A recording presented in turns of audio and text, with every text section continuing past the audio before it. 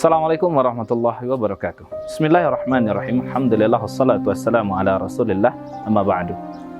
Puji syukur kehadirat Allah Subhanahu wa taala dan salawat dan salam kepada baginda besar Nabi Muhammad sallallahu alaihi wasallam.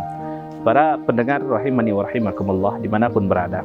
Harta yang kita miliki sesungguhnya adalah milik Allah seutuhnya. Kita hanya tempat dititipkan harta tersebut dan pertanggungjawaban tentu akan sangat berat di hadapan Allah sang pemilik harta sesungguhnya. Bagaimana kemudian harta yang kita miliki? Dalam sebuah hadis Rasul mengingatkan kepada kita, la tazulu qadamai 'abdin yaumal qiyamah hatta yus'alu an arba'i khisalin. Tidak akan bergeser kaki seorang hamba pada hari kiamat di padang mahsyar nanti, melainkan setelah ditanya tentang 4 perkara. Dan salah satu yang akan dipertanyakan adalah an malihi, tentang hartanya, min aina summa ila aina, dari mana dan kemana dipergunakan harta ini. Para pendengar rahimani wa rahimakumullah, dua pertanyaan ini tidak akan lepas dari harta. Dari mana dan kemana.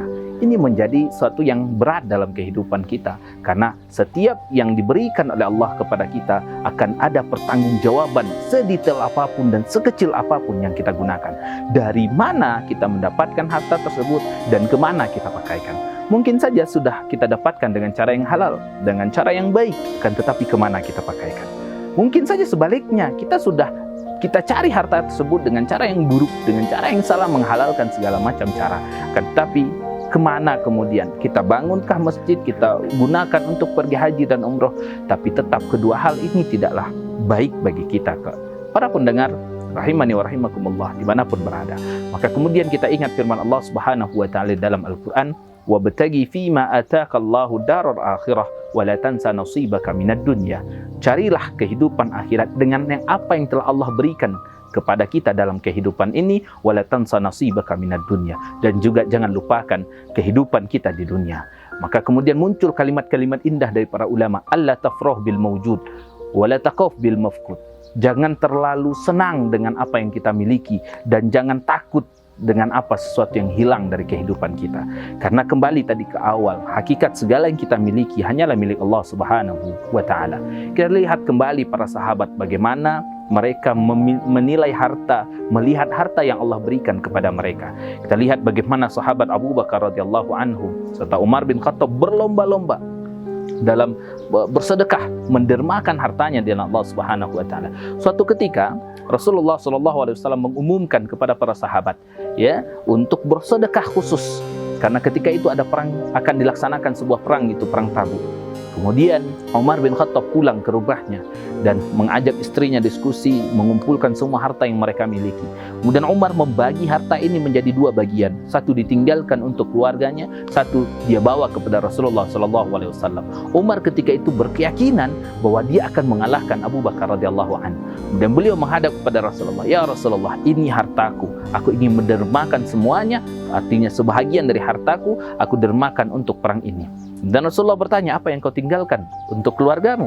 Jawaban Amirul Mukminin Umar bin Khattab ketika itu menjawab bahwa yang aku tinggalkan untuk anak istriku adalah setengah dari harta ini.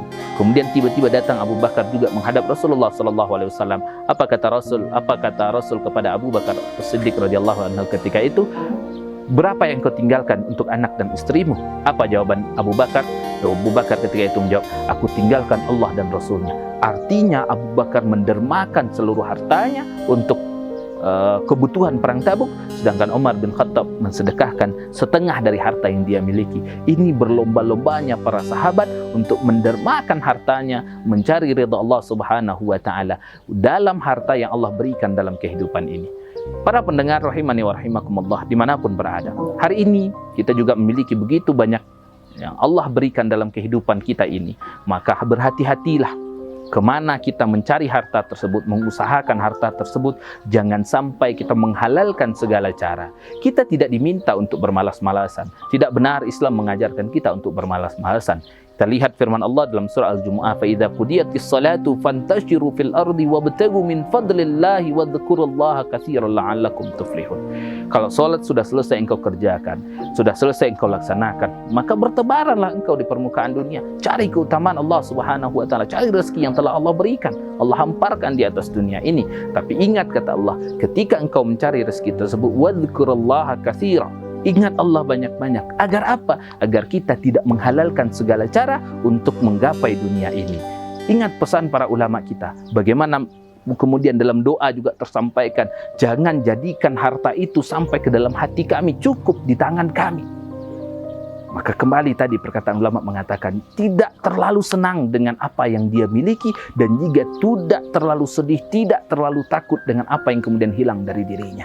Para pendengar rahimani wa rahimakumullah, ini hakikat harta sesungguhnya yang kita miliki. Hendaknya harta yang kita cari, yang kita usahakan, dan kita memang bekerja disuruh untuk itu, kita gunakan untuk mencari kehidupan akhirat yang lebih baik. Tapi juga di satu sisi, kita bagaimana menjalani kehidupan dunia ini, wala tansa nasibaka minad dunya, bahwa kita akan terus hidup di atas dunia ini. Maka kemudian para ulama juga mengingatkan kepada kita, beribadahlah kalian seolah-olah engkau akan mati esok hari, tapi bekerjalah untuk dunia, carilah dunia seolah-olah engkau akan hidup selamanya. Maka kemudian ketika harta itu ada dalam kehidupan kita, mari kita gunakan semuanya untuk menggapai ridha Allah Subhanahu wa taala. Mulai dari sesuatu yang sifatnya sunnah, berbagi kepada orang-orang yang ada di sekitar kita, memberikan harta kita kepada para fakir miskin, anak yatim dalam kehidupannya sehari-hari dan seterusnya. Dan begitu juga barangkali ada kemudian ibadah yang berhubungan erat dengan harta. Hari ini terutama bulan ini adalah kita berada di bulan Zulhijjah, ada ibadah haji yang juga merupakan rukun Islam yang kelima, juga dilaksanakan butuh dengan harta.